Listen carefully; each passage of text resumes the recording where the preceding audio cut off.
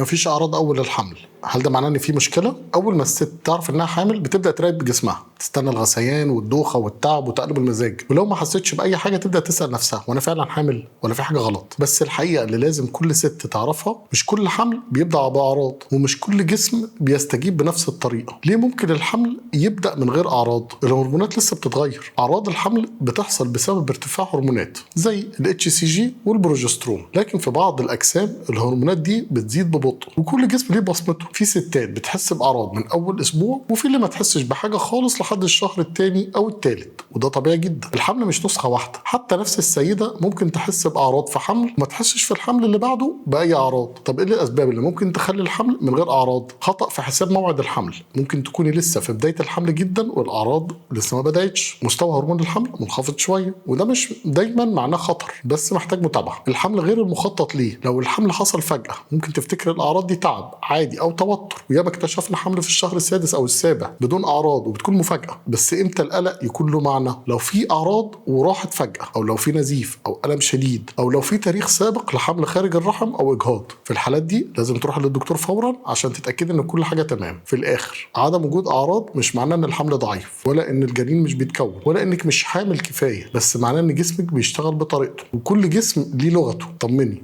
وتابع مع دكتورك. الصحة مش بس في الإحساس، الصحة وعي، والوعي هو أول خطوة في رحلة أمومة آمنة.